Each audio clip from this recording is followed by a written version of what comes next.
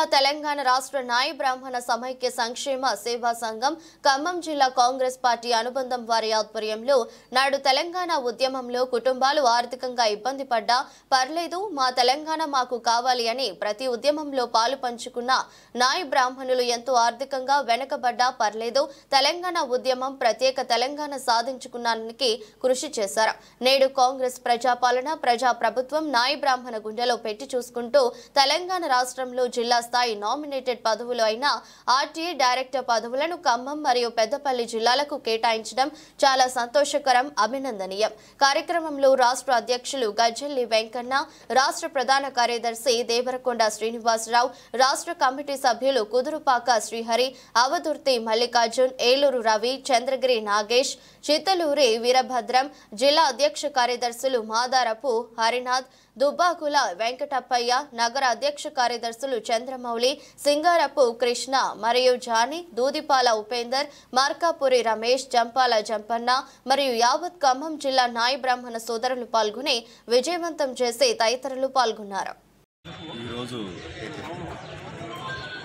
నాయ బ్రాహ్మణ సమైక్య సంక్షేమ సంఘం కాంగ్రెస్ అనుబంధ సంఘం ఏర్పాటు చేయటంలో భాగంగా మేము ఖమ్మం జిల్లా అధ్యక్షుడు, నగర కమిటీ అధ్యక్షుడు, ఉపాధ్యక్షుడిని ఏర్పాటు చేయడం జరిగింది.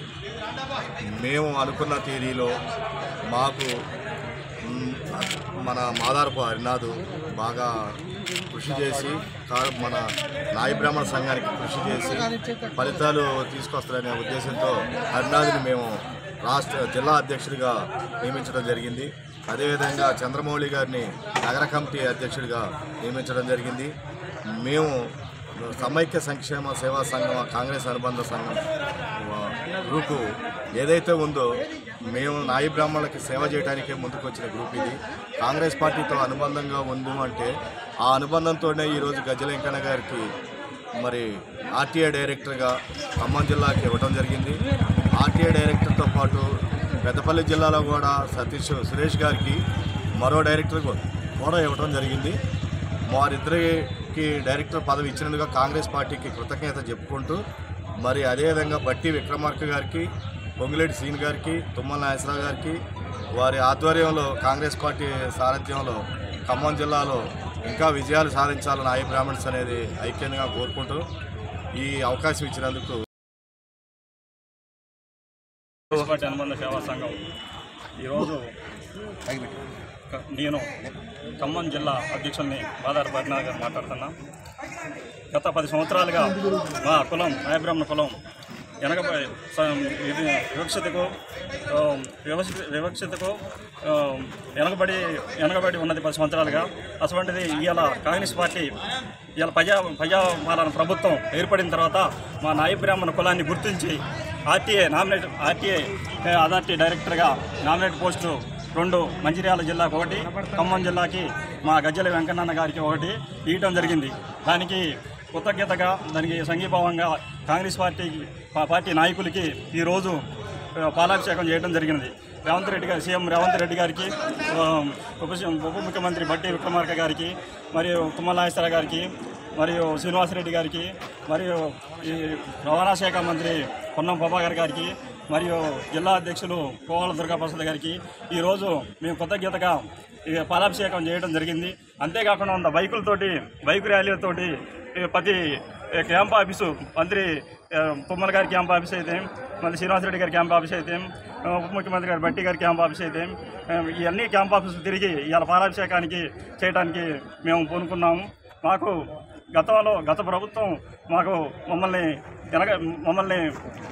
గత ప్రభుత్వాలు మాకు 250 కోట్లు మా నాయ బ్రాహ్మణులకి కేటాయించారు. గత ప్రభుత్వంలో ఆ 250 కోట్లు మా నాయ బ్రాహ్మణులకి ఒక పావనలతో కూడా మాకు ఖర్చు పెట్టినటువంటి పరిస్థితి. అంతేకాకుండా మా నాయ బ్రాహ్మణులు 50,000 లోన్లు, ₹1,00,000 లోన్లు, 3 లక్షల లోన్లు, 2 లక్షల లోన్లు పెట్టుకున్నారు. దాంట్లో పావనలతో కూడా ఇవ్వలేదు.